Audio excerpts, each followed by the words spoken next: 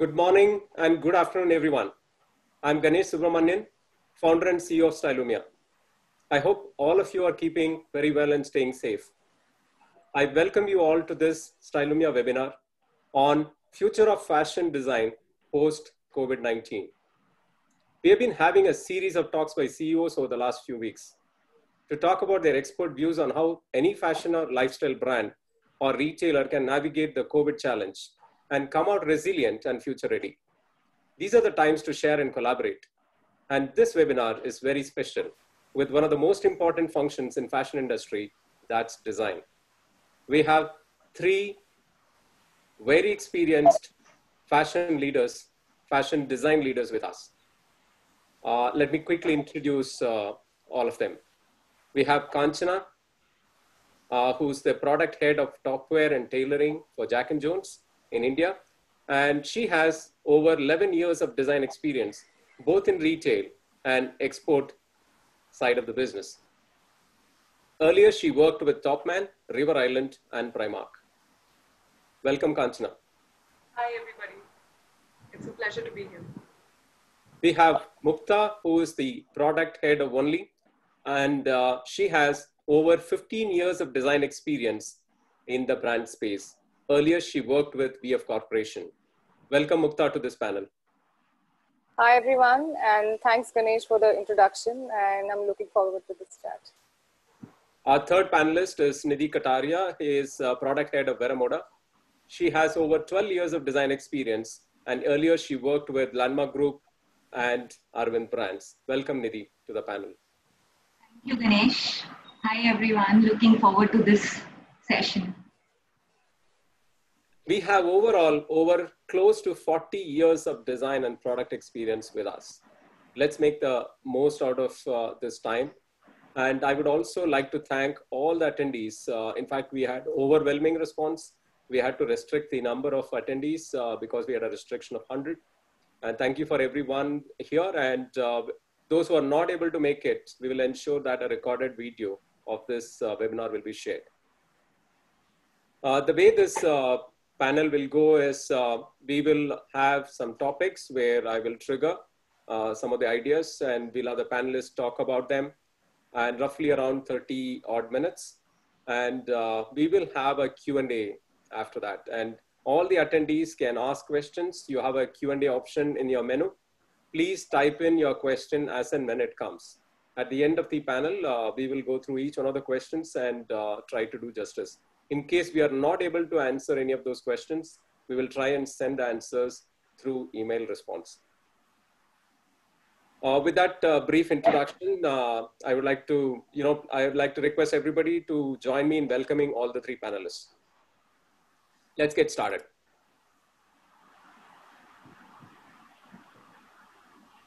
I've been in the fashion industry for a while, and one of the things which impacted me personally is that fashion has two components. One is the consumer side, and the other side is product.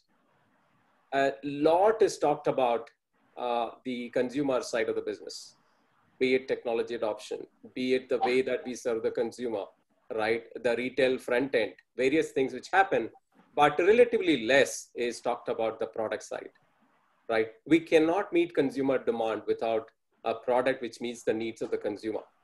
So we have a wonderful opportunity today to talk about, what is the impact of COVID and what would future of design look like in the post-COVID era. Let me start by sharing some facts. We all know that there is a huge digital amplification which is happening.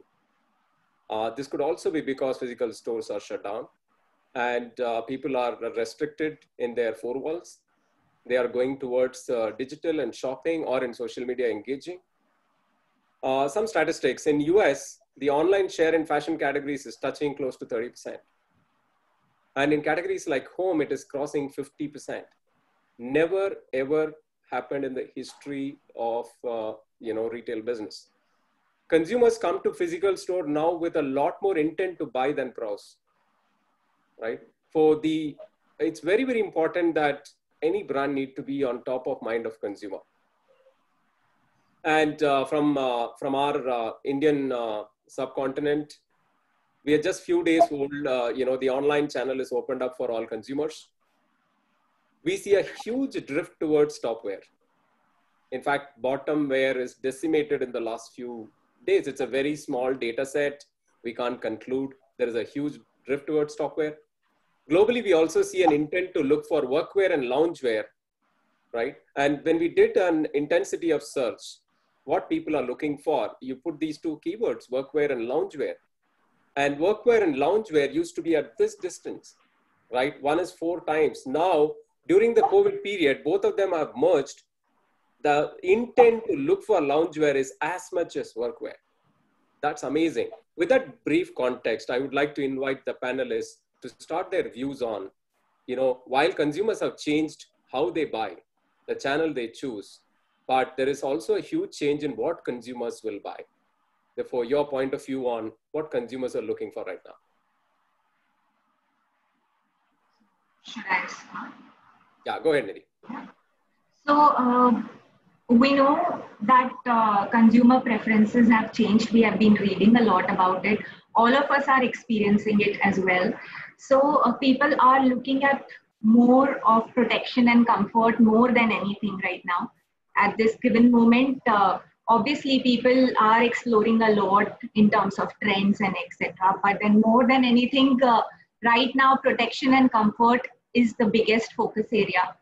So like you mentioned, specific categories are emerging right now, which we know will be the future of fashion. We cannot confirm on any specific trend. We cannot confirm on anything right now because we know this is a very different time. None of us have experienced anything like this in the past. We don't know what's going to happen, but the trends are saying, the research is saying that a lot more of people are moving towards comfort clothing, and people who want to look fashionable also are adapting some newer trends like 2-mile clothing, roundy clock kind of clothing. So people are looking at different ways of life now. The lines between work and office and your office space, your home space, everything is blurred. Going out to a club or partying at home. We are partying from home. There are virtual parties happening. So I think everything is blurred now. The lines are blurred. In terms of fashion trend also, people are looking at things which are more timeless. They want elevated basics. They want products which have some functional properties. So it's becoming more and more it's not about only having technological aspects in the garments or some special properties, but what are these pieces? Like, can I wear it during the day? Multifunctionality, multi-purpose, utility is becoming really, really important now, along with comfort. So a lot of things are coming up. Lounging and living it's a new term that's coming up, and it's becoming really, really important. So 2-mile statement clothing, 2-mile footwear, a lot of slipper trends are coming back again in trend if you see. So it's not like, less people are wearing shoes now, but there are people who are actually wearing sneakers and even working out within their home. So there is a very blurred line now, and you cannot define this is the right attire for a particular place because there is no specific place now in mind. So a lot of home hub kind of trends are coming in where people are exploring loungewear.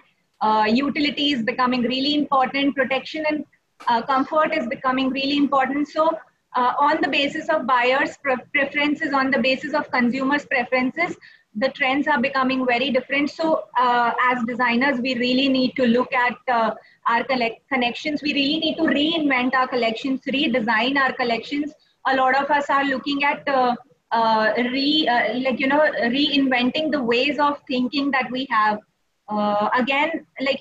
Reinventing ourselves as brands become really important at this moment because the consumers are changing, and connecting with them at a different level and offering them what is expected from them is becoming more important. So like you mentioned, again, it will be a more consumer driven trend. So it won't only be what we are seeing on the runway, but also what the consumers are really seeking for. So that's the way forward. We really have to understand our customers better and then do the forecast accordingly. Thanks, Nidhi, for those wonderful views. Mukta, you would like to go ahead with your point of view on that? So I think I kind of, I agree with what Nidhi said.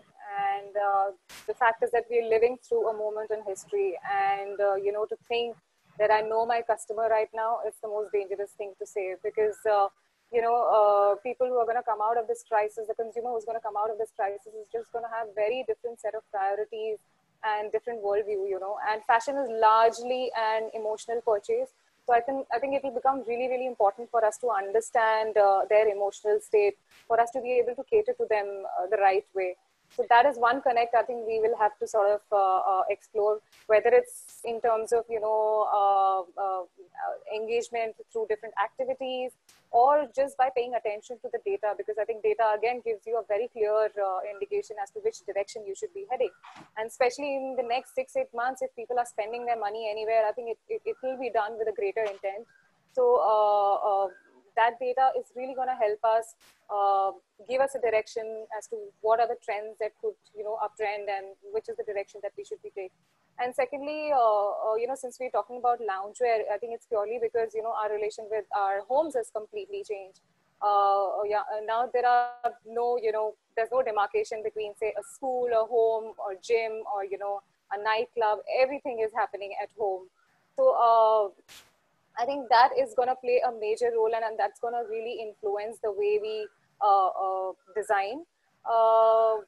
So yeah, I think that's really going to influence the way we're going to design in future. And loungewear is something that, you know, the industry has been talking about for the longest time, and I think COVID situation is just accelerating it, and as a bigger concept now. And yeah. I also think that, you know, when we talk about loungewear, it can't just be a category introduction. It's not just about, you know, having a category, new category of loungewear. It's also a lot about, you know, comfort. So we will have to really put focus on the kind of material that we use, you know, the hand feel of the fabrics, and, you know, the fit of the fabric, fit of the style. All of that put together has to sort of deliver a very, very comfortable product.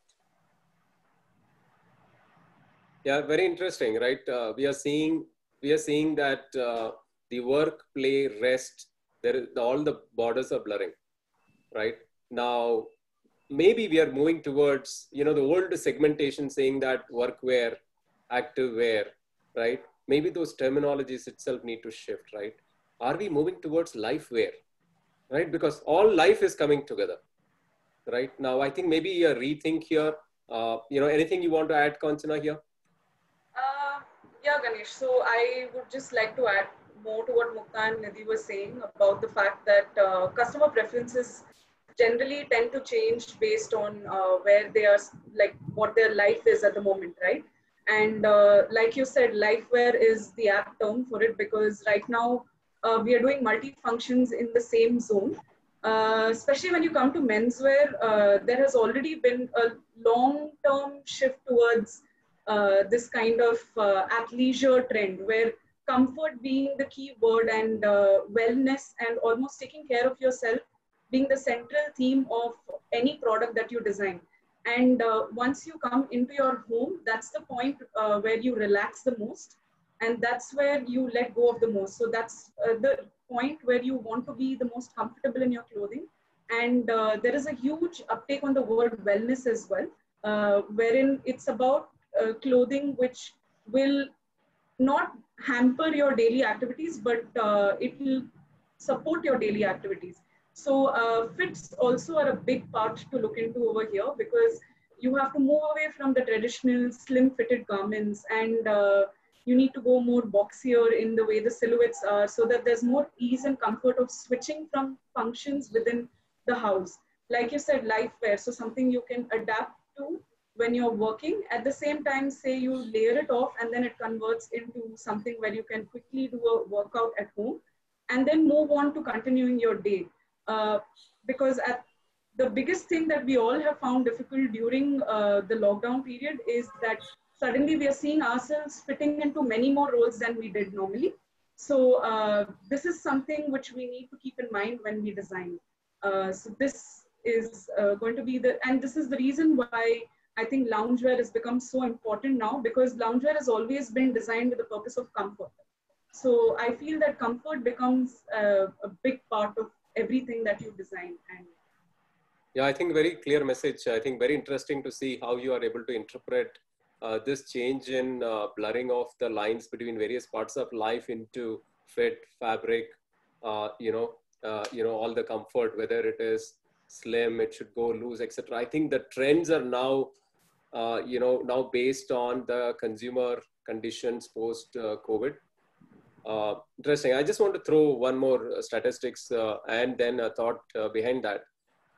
Basis our intelligence, global intelligence, what we see is we looked at last March to May period 2019 in fashionable retailers globally, and looked at the winning products in those periods compared to what's winning right now. And what we see is we categorize them into fashionable products and classic products, right? And very, very interesting insight that we see a 40% drop in fashion products to relatively classic, which is relatively timeless. Now that too in, very fashionable global retailers. Now that led us to ask this question, right? Will consumers move from buy and throw to buy to keep in the time to come? Just want your viewpoints on this. I'd like to start with my points here. I think traditionally, at least for the Indian customer, buy and keep is a model that we have all seen growing up. But somewhere the global market and the need for fast fashion and this increased importance to the digital space is what has also led to more of the buy and throw, because somewhere you want new outfits for your Instagram page or for every time that you go out. But now I think there are multiple factors that are going to affect that mindset of buy and throw, and people will shift more towards buy and keep, because the current situations also restrict a lot of people's wallets and their spending power. So they will keep that in mind before they buy any product, where they're able to create a connect with the product and they see a long-term use for any product that they can invest on and create a connection with. So buy and keep definitely will be the way forward. And it is not a very new concept, even in the Indian market or the global market for that matter. Global markets have always had vintage stores. And Indian markets, we have that nature of keeping clothes and valuing customs or valuing the relationship we share with that particular piece of clothing. So definitely, I think that buy and keep will be the way forward. Yeah. Nidhi or Mukta, if you'd like to take over. Yeah, sure. I think, you want to go? Go ahead. Okay, so I do think, this buy and keep theme also supports, the sustainability story in a big way. And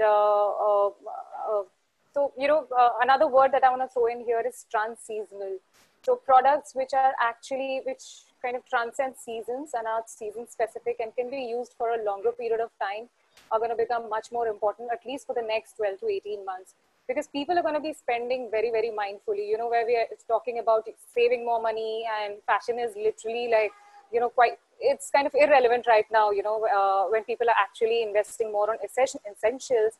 I think we'll have to start focusing on the longevity of a style. So I don't mean that we need to start making basic products, but just, moving away from fads and offering a differentiated product to the consumer, which he finds value in full price, okay? And is able to own it for the longer period of time. And I think the best way to sort of approach this would be to just go for the best quality, the better quality, picking the right fabrics and shapes and prints which kind of transcend through the seasons and stand the test of the time. Yeah, Nidhi, you want to? Yeah, I just remembered something I read somewhere about Anna Wintour mentioning that we really need to slow down. The industry needs to slow down. This was, I think, initially when the pandemic had just started. She mentioned, I don't remember it exactly word to word, but she mentioned that we really need to slow down. The industry needs to slow down. People need to we need to give time to people now to enjoy what they have than just looking for what's next. So I think the state of mind is that with the whole, I would say it's like an opportunity now for all of us as individuals, as brands, and mainly as individuals to enjoy this moment. If we look at it in a positive way, we usually never got time to pause and reflect on a lot of things, and whether forcefully or whatever, we got this chance, and this is the time to actually enjoy what we have, what limited resources we have, and what is the best that we can get out of our limited resources will also become really, really important. Whether you're a designer or anyone in the industry, our resources are really, really limited. And how to get the best, how to offer the best to our customers, what they are really looking for, will become really important. And also, when she was mentioning, Anna Wintour was mentioning about the comfort, about enjoyment bit, I think a lot more people, like Kanchana also mentioned previously, that it's all about emotional connect with the customers now. So everything and anything that we are offering to our customers should create that kind of experience with them, which stays with them for longer. So I think the whole idea of using and throwing it is kind of fading away. We won't be looking more for fads, but we will be looking for longer lasting products. It can be anything as basic as a t-shirt, but the statement that it's carrying, or the kind of graphic or the one-liner statement that it's carrying, should connect with the people. So it's about building that connect with the people through our products. And like Mukta also mentioned about the quality, longer lasting quality will be definitely expected. So a mix of all of this will be really expected from our collections in moving forward, because people will definitely want to prefer longer lasting products over the faster fads. Yeah, Nidhi, I think you just threw one point on philosophical point on stay put on the present, right? And see, one of the points that all of you mentioned right now is a long-lasting garment, right? Long-lasting product. Now, I think there is going to be a challenge in communicating this value, right? How are we going to communicate this value if price is one of the angle, and second is, I'm just thinking aloud right now, should we start thinking about cost per use, right? What's the price per usage? If I can buy a garment, I pay X rupees and I use it, let's say 100 times, 200 times, right? Now the cost per usage is very less, and maybe absolute price may be slightly more. Now, maybe there is a marketing angle to this. Maybe I'll park that for another day. If you have any thoughts on that, because how are we going to communicate value for robust, good, well-built garments, but they may not be cheap from a price perspective?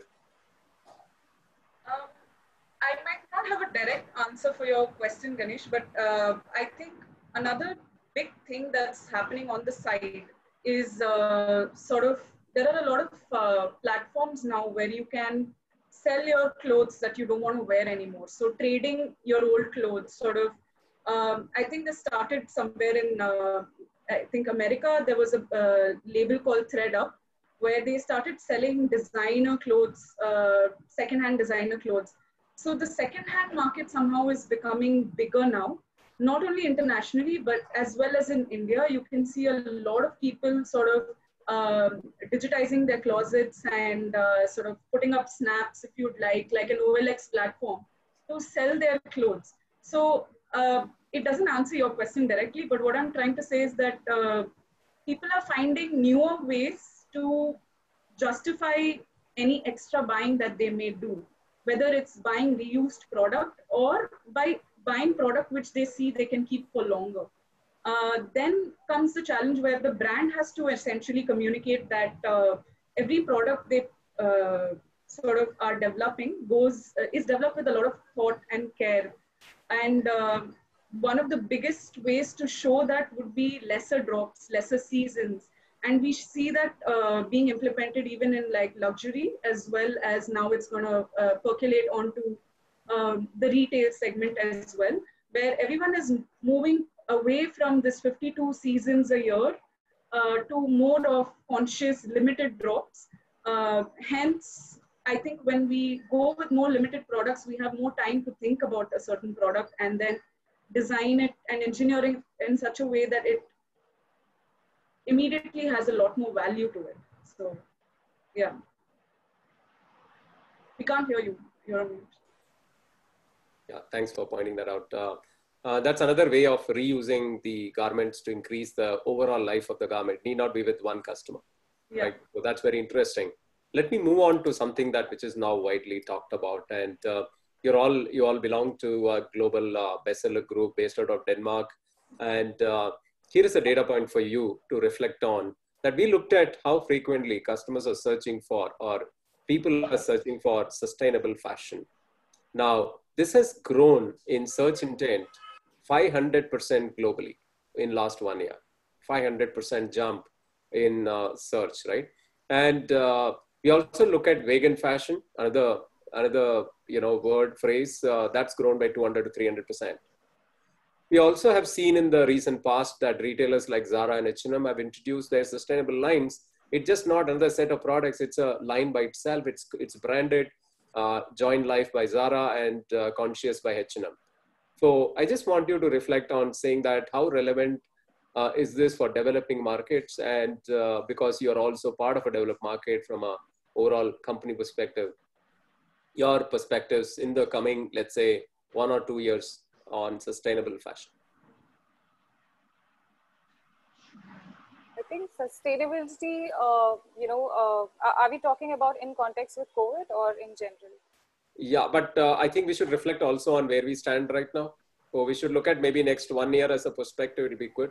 Yeah, because I think sustainability was already a drive, for the organization, and that's a larger goal that entire bestseller is sort of working towards. But I think, with the current financial strain that we are going through, I'm not sure, if that can be a priority, okay? Because the priority right now is just to get the business back on its feet. Like I said, I spoke about the longevity part. So like I said, sustainability is sort of going to pick up, new narratives. One is definitely longevity of the garments. And the second is, I've been looking at this whole co-crafting thing happening around. People are turning towards creativity, and they're really getting into, making these TikTok videos, baking or art, or, youngsters who are actually getting into craft and DIY. I think there is a lot of learning that brands can pick up from there. And we can use this opportunity to sort of, embrace remaking and recycling, upcycling, we can sort of use that in our design strategies. And we can look at our dead stock and find new ways to repurposing it, and then, selling them as one-off pieces. So that also kind of takes care of the sustainability issue. Another is, of course, co-creation. I mean, that has nothing to do with the sustainability part, so I'll keep it for later. Great, Mukta. I think that's a very, very interesting. Repurpose is something that, we haven't heard much of. While we talked about reuse, but repurpose and using maybe, in inventory, which is there with you, but repurpose and make it a new product. It's awesome. And I'm sure it's going to be a lot of challenge for creative people anyway. Yeah. So I feel that sustainability has now become, more than ever, it's become very important for all brands to look into. And it's not anymore a thing that you should opt for. It is something that you should do anyway, because the current generation, especially, that is looking at our brands, and even the current generation of designers that is coming into the workforce, they all are coming with the mindset of sustainability being the key halo around everything that they talk about and everything that they do and implement. And it's very, very important that brands, even if they don't talk about it, are doing a lot about it. And I would like to say that Bestseller is part of that group, where it's not something that we are doing because it's a fad, but the organization has been committed to sustainability and for a very long time now. Because especially in Jack & Jones, we've always had this collection of denims which are called the low impact jeans, where we use much less water than is actually consumed for, the processes we use are more efficient and consume less water and energy compared to the traditional methods and processes.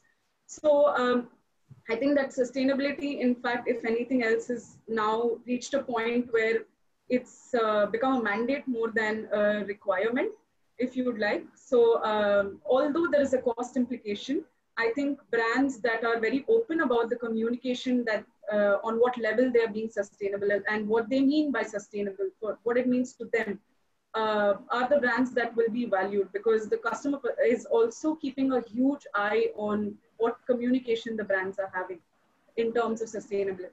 And I'd like to touch that it's not only about the product at the end, it's also about the supply chain and what kind of factories you work with, what are the conditions of work with the laborers there.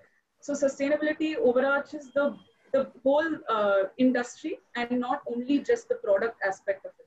So it's almost very important that everybody sort of looks into it and works. Got it. Yeah, Nidhi. So I think I would just like to sum it up in a way that earlier sustainability was just a belief. Now it has become a way of living. And like Kanchana said, we cannot do without it. It's part of our lives. And whether it's a product or whether it's the way it's made, from supply chain to product to everything, from to the communication that we are actually doing with our customers, sustainability has become a part of everything. And it's something that we can't really do without. Now it has become a part of our living. And also like you know, all the customers are getting more and more aware about what is happening, and especially post COVID, I think the sentiments are very different. Everyone is thinking very differently than how we were thinking earlier. And I think in future it will just become like you know, a must to, like you know, where customers would want to know where their garments are made and how they are made and what are the impact we are having while we are offering these to them. So I think a lot can be done also when we are talking about communicating it to our customers in the right way at the right time. And this, I think, is a big opportunity to talk about it. It's a great time to talk about sustainability. We have been talking about it, but then this is the time when we can actually accelerate the whole process of adapting it in our lives and the way we work. So this is the right time for it, and there could have been no other time better than this. I think clear message from all of you. I think this is the time to actually sustain the activities that in this direction. Also, if you can accelerate, maybe this is also the time to accelerate, right? And you know, just want to give you another point of view, changing direction. These are the times that consumers look for trust, right? Only trusted products they will buy, trusted brands they will buy. So we were looking at, you know, is there a data to substantiate this? So we looked at 2019, March to May, and same period this year. We looked at top selling products. What's the component of branded products in the top sellers in a given category? Vis-a-vis, and for a moment, we are making an assumption that brands are more trustworthy than unbranded goods for a moment, right? It's a big assumption. And if you do that, we have seen branded products in top sellers in March to May this year, 2 times more than last year. Very, very interesting point of view. Now, while we all say that customers will look for value, wallet is shrinking, but customers are going after brands, right? So just wanted your point of view. How are you augmenting trust of your brands during these times, building upon the trust you already have? Quality being one of the most important factors at this moment. People are looking for protection. Also, they are looking for, they will believe more in the brands which are more, which are taking care of their customers' health and safety in a big way, whether in their products or in the experience that they are offering in the stores. So I think along with products, experience also becomes really important right now. So the kind of experience our customers are getting at this moment will build the trust for longer lasting relationships. And again, like it's coming up again and again, having that emotional connect, being customers should believe that the brand was there for them during these times, and they should also know that the brand has the way brand has supported during this time. So I think it's really important for all of us to look at it in a more holistic way, where we are talking just not about the quality of the product, but also about the complete experience that a brand is offering to the customers. That will build the trust for our future. I think we also have an opportunity to sort of, build trust with the customers now, new opportunity, because I mean, we are talking about, a whole lot of customers who are going to be moving towards e-commerce. And we know that, the returns that happen on e-commerce compared to the physical shopping is far more. And that's purely because, there is no touch feel factor. There's no, trial factor involved in the e-commerce bit. So I think if we are able to focus on a great quality product, and if we are able to, deliver a top-notch quality product to a customer who's shown trust in us and who's putting money and ordering with us, I think we can really build that trust and bring them back to us as a loyal customer. Absolutely. I think going back to basics, right? Doing the basics right, making the right products and right quality and durable. Absolutely. And Kanchana, you want to add anything to this? No, I think my colleagues have added most of the points here. Okay, right. Let me move on. And, we've been talking about that this is not the time to be pushing sales. This is not the time to be pushing communications on saying that buy me, right? I am so-and-so, buy me. Now, we've been hearing a lot about empathy. And these are also the times that companies and brands are going directly to consumer. It's a huge opportunity of D2C, which is happening, right? So what are you seeing from that perspective? How are you equipping yourself of under being empathetic with the consumer? What are you tracking, and how are you? Anything that you would like to share?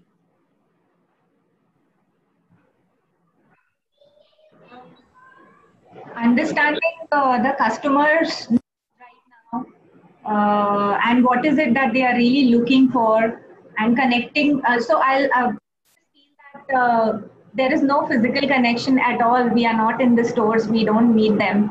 And how to connect with them? We have social media, and I think most of us are spending a lot more time in social media. So being connected to our customers through social media is becoming more and more important. Every day we see a lot of Instagram stories, Facebook stories, and customers are like some of them are getting nostalgic, and they are trying to put up stories wearing our brands, and they are expressing how much they are missing us. So a lot of other activities that are happening on social media is actually keeping us updated a lot more. And apart from that, what is it that they need is something that I think data will really help us in knowing what exactly consumers are demanding at this moment. Just for example, we know masks are the biggest, most important category right now. And suddenly, if you see, all the brands are coming up with a lot of options in masks, because we know right now more than anything, people are looking for protection and comfort. And very soon, all of us will be out of our houses and going to work, etc., outside. So we will be needing a lot more options. So I think understanding what is the need of the hour is more important than anything. And through social media, it's just becoming more and more easy to be connected with your customers and know what they are really looking for. Yeah, before you, from the next point of view, just want to share an insight. We saw that, Mukta, we were talking about this yesterday, that, we looked at the data on how much of search happening on the word DIY. Yeah, I was just about to mention that. Yeah, absolutely. It has doubled in the last few weeks. And not only that, a related word, people are looking for how to. This how to has significantly jumped in the last few weeks. So your experience and some experiments that you've been trying, if you. I think, if you look at history, people have always turned towards creativity to sort of express themselves and deal with their emotions. And that's exactly what is happening right now. So I already spoke about, TikTok videos and baking and all that is happening. And people are, actually getting into DIY fashion. I think that there's a great opportunity for us over there. We can actually involve the consumer to become a part of our design process. We could offer them, DIY kits, with say denims, and I think that could be a really interesting way to sort of engage with them. We've also done a couple of, activities, marketing activities, even though that they're not shopping right now, there are a couple of engagement activities happening. And what we noticed was that, so we had this, baking activity, we had an art related activity, we had a DIY activity, and the maximum engagement happened in the DIY activity. So I think there's a huge potential over there, and we should not be overlooking it, and probably, we should explore that area. Yeah, Nidhi. Customers feel more connected with us when they can be associated with us in many more ways. And I think right now, everyone is coming up, especially the marketing teams are actually coming up with some amazing creative ideas to make it more and more interactive for our customers. So I think they feel emotionally more connected.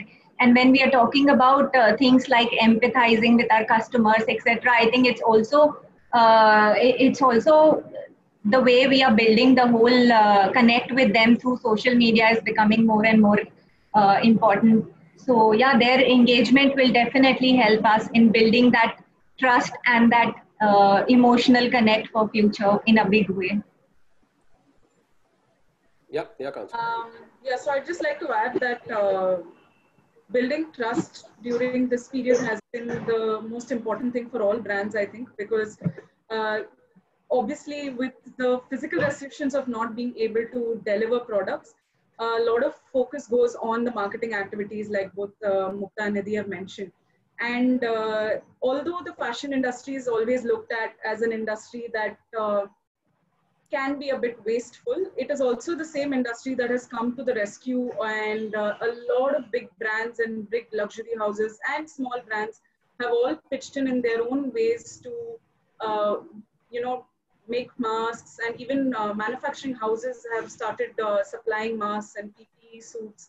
And so I think during this period, all the brands that sort of gain this positive marketing are the ones that will go a little way ahead. Like you have big corporations like LVMH who have started making hand sanitizer, and you have Nike who has donated around $15 million for the current crisis. So these are ways of building trust with your customer, that you are not only out there to sell products, but you also think of the end customer and you think of the bigger picture. So in a way, it relates back to whether you're, also giving back to the community and you're not only pushing products on them. So these kind of activities also help build customer trust in many ways.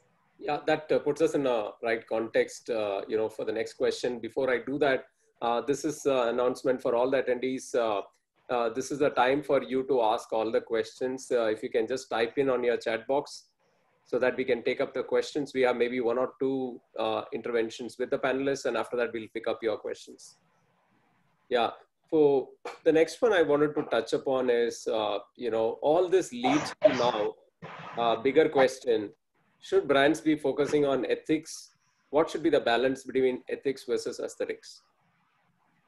Right? Is it this or that, or this and that? We would like to explore with all of you. It has to be a balance of both. Like we can't really do without aesthetics, but it has to be a very good balance of both. But like when we are unable to meet our customers physically so much, it becomes really important for us to connect to them through social media, and then passing on the right message of what our beliefs are, what our ethics are, in the most creative way, in the most emotional way, in the most human way becomes really important. So I think we need to have a balance of both at this moment, but then how are we communicating it to our customers becomes really important. They need to believe in us. They need to believe in, they need to know what our beliefs are, what our ethics are. And it's really important for us to actually share it at this moment when everyone is like the sentiments are changing and everyone is much more emotional and sensitive at this moment. So it's really important at this moment and also for future, considering people have kind of gone through a lot. So this is the right time to talk about it actually. So I'd just like to add to Nidhi's points of what she was saying. I think that right now is the time for both innovation and transparency. And when you talk about transparency, it has to be in all fronts, going back to the overarching topic of sustainability. So brands need to be very transparent about what they do.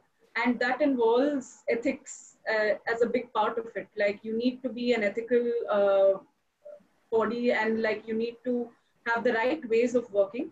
And innovation has also become very, very important at this point of time, because we are constantly as designers looking at innovating products and bettering them, adding more comfortable finishes to them, thinking of the same product to be multi-use. So with innovation and transparency is what you can make good products. And you definitely need to be ethical and have that aesthetic appearance to it. So I think they both go hand in hand. You can't opt for either or, for sure. It's very important to talk about it at this moment because people have time to hear now. Earlier we were all so busy, we were all so occupied. Now consumers are also more interested. Just for example, for sustainability part, consumers are paying much more attention now to each and every detail, where it is made and how is it made. So I think this is the right time to talk about it and express what we are doing as a brand. Yeah, therefore, we are moving to an and world. Therefore, that also makes the design role interesting and challenging. Right? Yes. There's going to be a lot of innovation happening here, and there is no discussion and no panel is complete if you don't talk about technology, right? Yeah. So I think particularly in a creative space like yours, what do you think is the role of data in the post-COVID, the way that you look at every aspect of your decision making? Should I go? Yeah. Yeah, please. So I think technology is going to be playing a huge role. I'll only talk about, the design area. We already have, AI and machine learning sort of, helping us predict trends and kind of predict winning probability styles. And I think tech can also sort of help us, cut through the data clutter which is available and give us relevant information so that we're not spending a lot of data crunching, and we're not, all the manual work can actually be automated, and then it can free up some time for designers for higher value work. So I think technology can really, bring a lot of efficiency into the design process. And also from a sustainability perspective, if you look at, tools like 3D rendering and modeling, I think that can really save us from too much of sampling that goes on. And I mean, it does have an environmental impact. So yes, technology is going to play a huge role going forward. Yeah, and of course, data also. There is no other way. I mean, the situation that we are in, it's unprecedented, and we don't have any old model to sort of take inspiration from. So we can only rely on data. As we go closer to the markets opening, we'll have to just keep an eye on where the customer is putting their money in and get a sense of what the trends will be. Yeah, just a question from one of the audience. I think all questions to be put in the Q&A text box, not on the chat box. Yeah, I hope that clarifies. Yeah, go ahead. We have a lot of questions. Quickly, if you can respond. Yeah, so I'd like to add that this, if not any, is the best time for companies to really adapt to tech because I think when you're put in the deep end, you learn how to swim. That's the situation we've all gone through here. We've all, especially the fashion industry, is something that has never functioned without physical meetings, actually seeing samples and all of that. So this is the best time for us to find new working solutions to work remotely as well if required. And luckily for us, there has already been a lot of advancement in this field, like Mukta has mentioned. There are tools out there which gives you quick data in a much quicker way and more concise and specialized data that you can read into. And there are tools which help you with 3D designing as well, where you can cut a lot of sampling costs. So data and technology have become increasingly more important for us to look into at this point of time, and also sort of put it into work at this moment. Like if the companies I feel that don't adapt now will most probably get left behind as well, because what the biggest challenge for designers today is that we all have to sit at home and research trends. We've lost the physical aspect of going to stores and physically looking at garments and sort of building our ranges after doing that market research. Even market research is something that has become more digital now. So it is very, very important that anybody in the field today sort of adapts towards this tech way of working, because it will only lead to more ideas and more working ways ahead. Perfect. And this situation of adapt or die, yeah, Nidhi, go ahead. Like, like how sustainability has become a way of living, I think technology is also part of our lives, and we can't really treat it separately. And it goes hand in hand. Digitization will definitely help sustainability. So everything is interrelated, and it becomes really important at this moment, considering the fact that we have so much of data especially when we have a lot of time. We are going through a lot of references which are available online, but filtering the right data and getting what is more suitable for our brand, what is more relevant to our brand and to our customers becomes very easy when you have tech support and a correct tool to data analysis.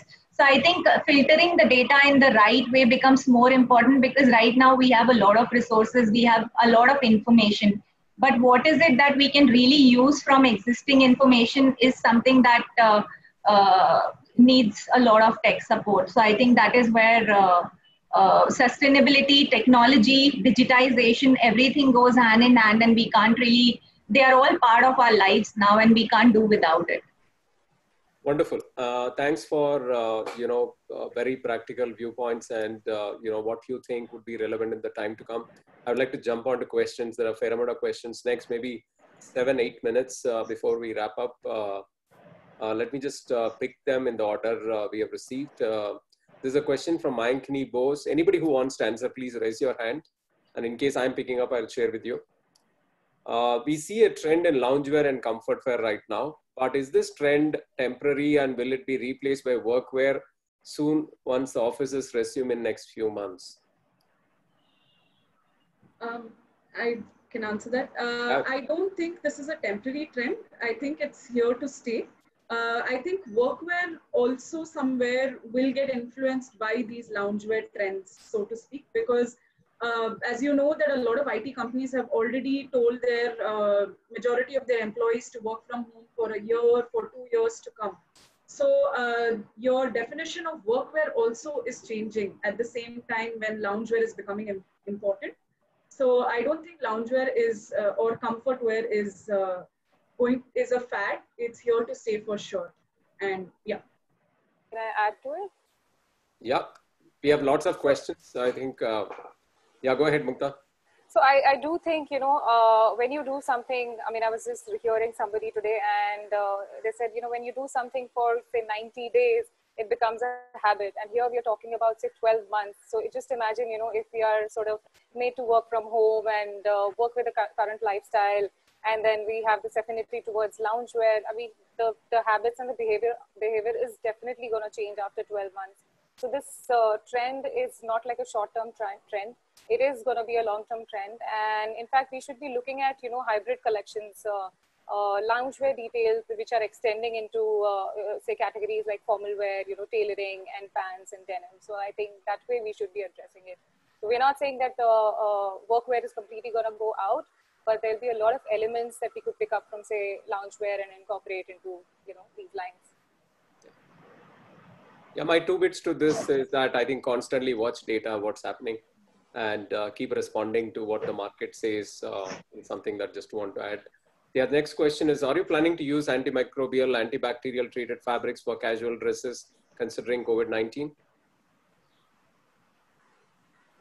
Yes. So So although the question is for dresses, yes, definitely on menswear, yes, we are planning to look into innovation in terms of finishes and treatments, which will provide a sense of comfort to the wearer and provide a sense of safety to the consumer. So, yeah. Well, there is a question on sustainability in two parts. Maybe I'll club both of them. Thoughts about some brands use a vague definition of sustainability to market products, and basically greenwashing of existing products to make them look better. Your point of view? So I think, yeah, I've also heard the use of the word greenwashing quite a lot. I think the definition for sustainability is vague if you or your company hasn't defined it. Sustainability is not vague if you have defined it and you know what your end goal is. And there are multiple ways of doing it. Like I had mentioned earlier, one part is product is the only one part of it. There are different angles that you look at sustainability from. Is it your supply chain? Is it how sensitive you are to the way you operate your stores? Are you leaving the lights on in the stores all night? All of this also counts into your sustainability angle. So in order for you to make it less vague, you need to decide what all are the areas that you want to go green on. Is it you want to increase the percentage of organic cotton that you want to use? Or is it that you want to reduce the consumption of water in a certain product? So you have to analyze what are the most wasteful areas of your business and try to make them more sustainable. And that way you will not go wrong in communicating that thought, because you've done your homework on what is the problem that you're trying to tackle at the end of the day.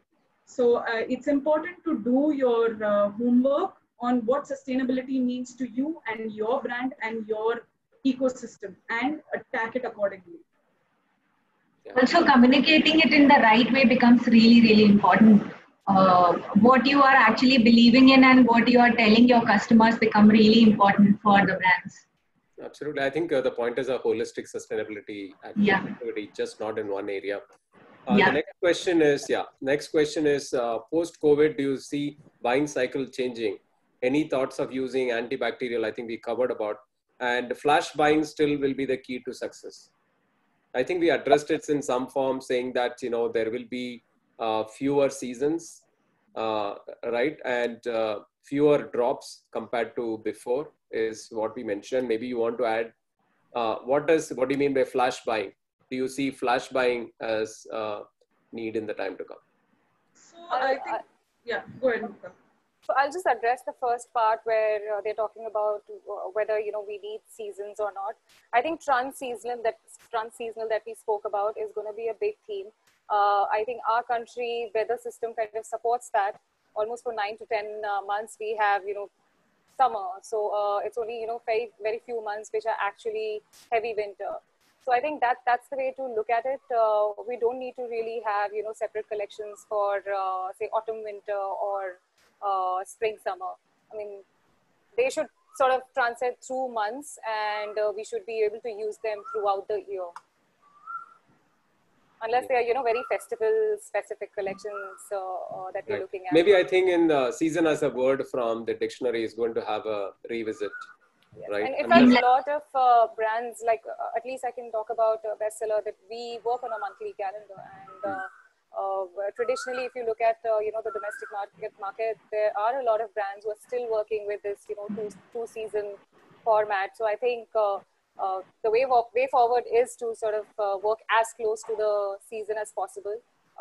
Also to be able to use the data and whatever insights that you get from the data, you're able to implement it in a better way if you're working closer to the season. Yeah.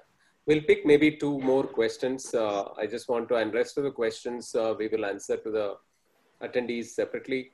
Next question is, apart from, one second.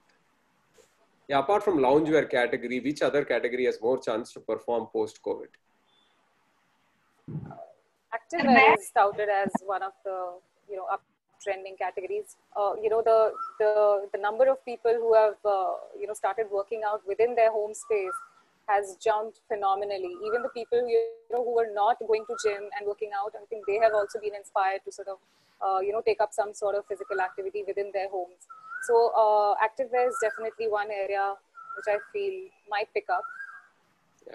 Yeah, that question is from Faisal Hussain. Sorry, I forgot to mention his name. And next question is, how will your color palette, this will be the last question, how will your color palette for a range change because of the need to look good on digital sessions? So we are spending a lot more time. We have to design our collections for digital platform much more now going forward. We also have to think about the fact that e-commerce is becoming more and more important. Our products will be available online, and a lot more people will be actually not going to the stores, but they'll also be shopping from the e-commerce websites. So I think the color palette will become really, really important, and it will vary from collection to collection, though we will still continue with a lot of timeless palettes. Neutrals, which will still be really strong because people are looking for timeless collections. But at the same time, because they will be shopping online so much, it has to be decided on the whole fact of it has to look more attractive online. People should feel like buying it when they see it online. And secondly, we are all spending so much time in front of our screens.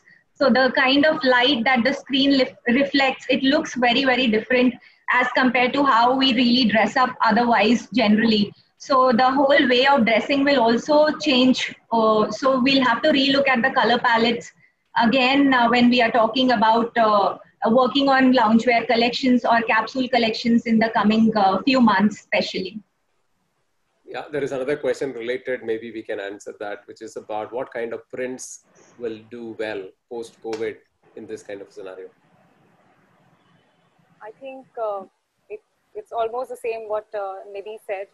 Since we're spending so much time in front of our screens, I think anything that looks exciting through the web is going to be trending, at least for the short period of time that we're talking about, where we will be kind of staying at home, and there'll be all your virtual meetings and virtual socializing will still continue to happen. So there will be a lot of focus on brighter prints and prints that look good on the screen. And also coming from the DIY element, I think there is a lot of the doodling and hand painted sort of prints might kind of pick up. Yeah. There is a secondary approach also to this. There are two types of trends that we are seeing which are becoming really big. One which is very eye-catching and which is very attractive, and second one is very minimal, which is expressing more of your state of mind, current state of mind. A lot of people are actually looking for timeless prints, things which are very, very minimal. So this whole approach of minimalism is getting bigger, which I think initially a lot of people didn't understand, but now a lot of them are actually opting for it. So there are two types, two kinds of design elements that we are seeing are becoming really strong currently. One is which is very attractive, and the second one which has more of an minimal approach to it. It looks very, very subtle, but at the same time, it speaks out a lot. It speaks out the state of mind that we are all in. Yeah, in other words, the fashion itself is also moving very close to digital friendly, right? Yes. Right. Digital transformation in how we look also. And I think we've just about exceeded by 5 minutes. First of all, thank you all for your time, all the panelists, for sharing your wonderful views and expert views on what could happen in the future. We will keep track of what's going to happen and see what of all we said is coming true. And thank you all for all the audience giving us your questions. We couldn't answer some of those questions, and we'll follow through and share responses wherever possible. And all of us are in social media. So please feel free to connect with us in case you want to know anything in particular. We didn't have time to ask the panelists to sum up. If I'm summing up on their behalf, I would say 3 commandments by our panelists today. One is, I'll call them 3 commandments post-COVID design thinking. One is, thou shalt create for the present and empathize with the consumer. That came very, very clearly from the panelists. Second one, thou shall create durable products which consumers can keep longer. And the last one, thou shall create products in a very responsible way. Right. Thank you very much, and wonderful talking to all of you. Have a great day and stay safe. Thank you so much. Thank you, Ganesh. Thank you, everyone. Thank you.